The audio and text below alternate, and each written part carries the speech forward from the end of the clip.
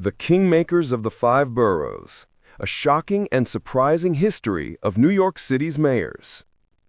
The clock ticks past midnight on a frigid New Year's Eve, not in Times Square with 1 million people cheering, but in the echoing chambers of City Hall. A new mayor is sworn in, inheriting not just a city, but a legacy steeped in colonial intrigue, political corruption, and sheer audacious personal drama.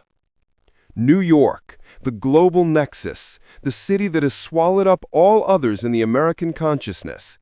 It has been built and rebuilt, saved and nearly bankrupted by a cast of characters occupying what is often called the second toughest job in America. But the title mayor wasn't always a powerful one, and the men who first held it, and the people who have succeeded them, are far more surprising than the marble statues and dusty portraits let on. This is the true tumultuous saga of the New York City mayoralty, from an appointed English merchant in 1665 to the youngest, most progressive mayor in over a century. A story of unexpected turns, colossal failures, and improbable heroes who shaped the ultimate metropolis. Part 1. The Appointed Oligarchs of the Five Boroughs, 1665 to 1834. The First Man and the Dutch Shadow. The journey begins in 1665. The English had just seized the former Dutch colony of New Amsterdam and renamed it New York. The office of mayor was not born of democratic principle. It was simply a tool of colonial control. Our first mayor, Thomas Willett, 1665 to 1666, and again in 1667, was a wealthy English merchant. His job? To be a loyal administrator for the English governor, with limited, appointed power, serving 1-year terms. The city was predominantly Dutch, and the early mayors, like Cornelius Steenwyck in 1668 to 1670 and Stephanus van Cortlandt in 1677, were drawn from the Anglo-Dutch elite, tasked with governing a small town where power was about land, trade, and loyalty to the crown, not the will of the people. The surprise. The first true popularly elected mayor in New York's history didn't arrive after the Glorious Revolution in England and only lasted 2 years. Peter Delanoy, 1689 to 1690, was chosen by a popular uprising against the Crown's appointed governor, making him a short-lived democratic anomaly before the Crown reasserted control and returned to appointed mayors. For almost 2 more centuries, this powerful American city's leader would be chosen by colonial or state authorities, a startling contrast to the city's current fierce democracy. The Republic's first mayors and the rise of the veto. With the American Revolution, the chain of command merely shifted. After the final British mayor, the loyalist David Matthews, who was imprisoned by the rebels, the office passed to prominent figures like James Duane, 1784 to 1889, a founding father and friend of George Washington. These early American mayors, however, were still largely appointed by a state body called the Council of Appointment, and they were still politically constrained. Then came a seismic figure, DeWitt Clinton. Multiple terms, 1803 to 1815. Yes, the man who later became governor and championed the Erie Canal, Clinton Stitch, began his career by cycling in and out of the mayoralty. The surprise contribution of Clinton to the mayor's office was not an infrastructure project, but the power of the veto. Prior to 1830, the mayor was a member of the Common Council and had little independent authority. Clinton advocated for and won the right for the mayor to reject the council's decisions, dramatically shifting the balance of power and making the mayor an independent executive force. By 1830, New York was tired of state control. The new charter established direct popular election for the mayor. The first directly elected mayor, Cornelius Van Wyck, 1834 to 1837, was a Democrat, marking the true birth of the modern elected mayoralty. His first act? Walking to his inauguration instead of taking a carriage, signaling a new era of populism. Part 2. Corruption, War, and Tammany Hall, 1834 to 1934. The two-timing mayor and the Civil War. The mid-19th century was defined by an explosion in immigration, infrastructure, and inevitably corruption. This era saw the rise and fall of one of the city's most contradictory figures, Fernando Wood, 1855 to 1858, and again in 1860 to 1862. Wood, a Democrat and a master manipulator from the infamous Tammany Hall political machine, was elected on a platform of reform only to swiftly become one of the city's most brazenly corrupt leaders. He manipulated contracts, controlled the police, and became a figure of national controversy during the Civil War. The shocking moment! As the Civil War began, Wood, seeing an opportunity for personal power, proposed that New York City secede from the Union and declare itself a free city. His reasoning was economic, preserving lucrative cotton trade with the South. He only abandoned the plot when Union troops were positioned in the city, but the idea and the sentiment lingered, erupting into the deadly draft riots of 1863 after his term ended. New York's mayor briefly contemplated treason to protect his interests. The triumph of the machines. For decades, the mayor's office was simply another seat of power for Tammany Hall.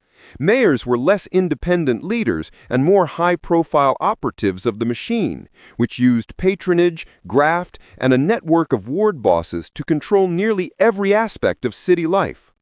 One man tried to break the system. William F. Havemeyer.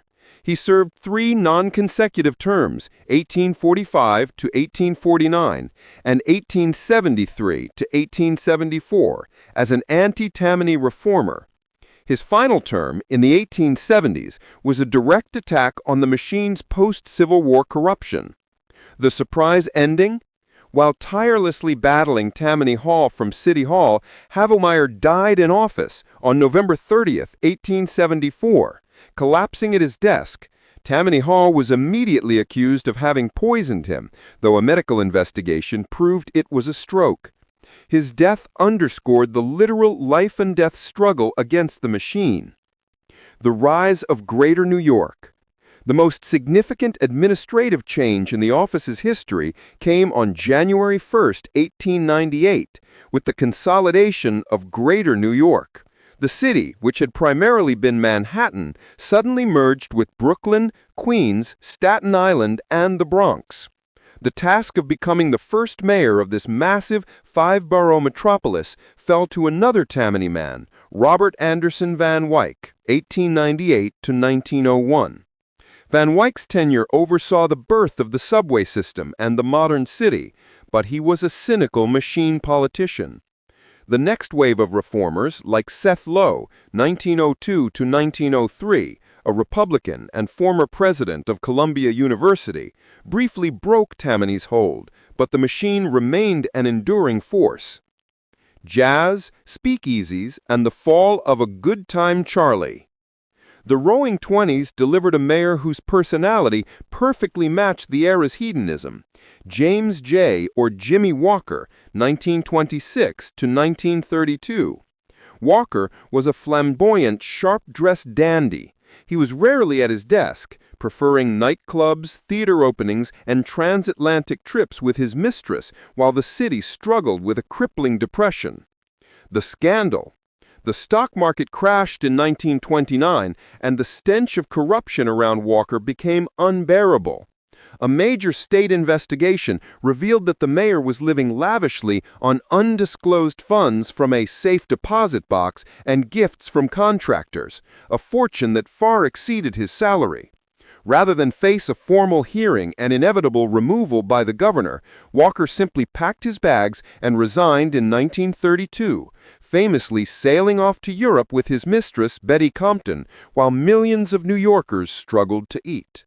He became the quintessential symbol of Tammany's self-serving decadence. Part 3. The Modern Mayoralty, 1934 to Present. The Little Flower and the City's Salvation. New York was broke, corrupt and demoralized. It needed a revolution, and it got a fiery one in Fiorello H. LaGuardia, 1934 to 1945. The little flower was a Republican, a rarity for a successful NYC mayor, who ran on the fusion ticket, uniting anti-Tammany forces. He spoke English, Italian, and Yiddish, and he famously read the comics over the radio during a newspaper strike to soothe the city's children. The legacy-defining moment. LaGuardia single-handedly smashed the power of Tammany Hall, turning his first term into an anti-corruption crusade. But his true genius was capitalizing on New Deal funding. He aggressively secured federal money to build parks, airports, including the one that now bears his name, bridges, and public housing, physically dragging New York City into the 20th century. He was the first mayor to move into the official mayoral residence, Gracie Mansion, and he was the model for the powerful, reform-minded executive that every mayor since has been measured against. Decades of transition and turmoil. The post-war era brought two powerful democratic dynasties. Robert F. Wagner, Jr., son of a famous senator, secured his legacy with a massive urban renewal program. But it was his successor, the charismatic, towering liberal Republican John V. Lindsay, 1966 to 1973, who faced the full fury of the tumultuous late 1960s. The surprising humiliation. Lindsay was a photogenic darling of the media, but he could not escape the era's problems. During a catastrophic 1969 snowstorm, a blizzard crippled the city, leaving massive snowdrifts across Queens for days. Furious residents confronted Lindsay, who had been slow to deploy snowplows to the outer boroughs, famously shouting, "Go home, Lindsay!" The incident cemented his image as an out-of-touch Manhattanite, and he remains a powerful, if complicated, symbol of well-intentioned failure. The city hit its low point in the 1970s. Crime was rampant, and New York was on the brink of financial collapse.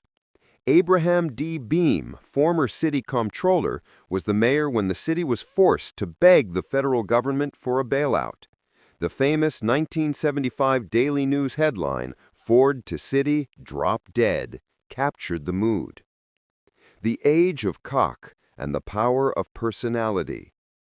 The savior who emerged was Edward I. Koch, 1978 to 1989. With his famous folksy challenge to the populace slogan, "How'm I doin'?" Koch was a political phenomenon. He was a master of retail politics who governed with a mix of shrewd populism and brusque efficiency. He stabilized the city's finances and restored the municipal pride lost in the 70s. He was a larger-than-life figure who refused to live in Gracie Mansion, preferring his Greenwich Village apartment. The fact that he was a single, eccentric man in a highly public role generated endless speculation about his private life, which he deftly deflected.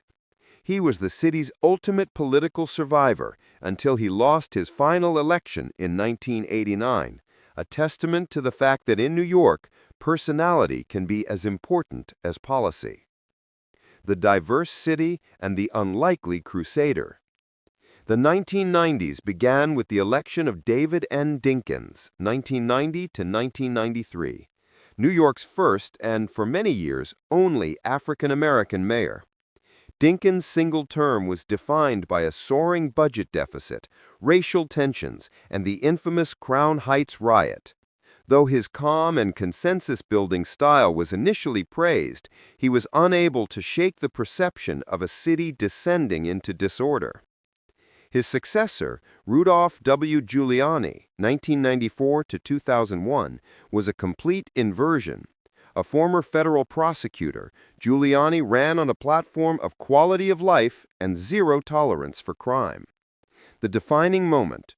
Giuliani's time in office was controversial, marked by aggressive policing and clashes with the city council, but his legacy was solidified on one day, September 11, 2001. After the World Trade Center attacks, Giuliani's calm, commanding presence on the smoking streets of Lower Manhattan earned him the title America's Mayor. His leadership in the immediate aftermath was a masterclass in crisis management, transforming his national reputation from a combative prosecutor to a unifying figure. The billionaire mayor and the age of global finance. Following the attacks, the city needed a financial and civic titan. They found him in Michael R. Bloomberg, 2002 to 2013. A billionaire media mogul, he was a political independent who only became a Republican to run and later changed his party affiliation again. The unprecedented act. Bloomberg initially ran for mayor, serving 2 four-year terms. However, in 2008, facing the financial crisis and arguing that only he had the experience to guide the city through it, he successfully lobbied the city council to change the city's term limits, allowing him to run for a 3rd term. He won, serving a total of 12 consecutive years. As one of the richest men in the world, he famously took a salary of just $1 per year. His tenure focused on public health, banning smoking in bars, limiting large soda sizes, sustainability, and transforming the city into a global technology and tourism hub. The tale of 2 New Yorks and the new progressive wave. Bloomberg's successor, Bill de Blasio, 2014 to 2021, a progressive Democrat, ran on a platform of ending the tale of 2 cities, arguing that Bloomberg's policies had benefited the rich while neglecting the poor. De Blasio secured landmark victories like universal pre-kindergarten, UPK, but his tenure was marred by internal conflict, clashes with the press, and the crippling weight of the COVID-19 pandemic. Next came Eric L. Adams, 2022 to 2025. A former NYPD captain and Brooklyn Borough president, Adams was elected on a moderate, pro-safety platform, promising to tackle crime and restore a sense of order to the post-pandemic city. The newest shockwave. The most recent chapter in the mayoral saga belongs to Zohran Mamdani, mayor-elect, taking office January 1, 2026. Mamdani's victory, coming after a stunning upset in the Democratic primary, is a profound statement on the city's shifting political landscape. He will be the first Muslim mayor of New York City. He will be the city's first South Asian mayor. At 34, he will be the youngest mayor in over 100 years, an age closer to the appointed leaders of the 17th century than the seasoned politicians of the modern era. Running on a platform of democratic socialism, he has promised an aggressive affordability agenda unseen since the days of Fiorello LaGuardia, advocating for free buses and frozen rents. From Thomas Willett, the appointed English merchant serving the crown, to Zohran Mamdani, the young democratic socialist elected by a diverse, sprawling modern electorate, the journey of the New York City mayoralty is a microcosm of America itself. It is a story of power constantly shifting, from the governor's office to the political machine, from the machine to the independent reformer, and now from the establishment to a new progressive generation. The office, once a weak colonial post, now embodies the singular, often overwhelming power required to govern the world's most dynamic city. This history, a narrative driven by surprising turns and the immense personalities who molded the city, serves as a testament to the unpredictable nature of New York City's enduring executive office.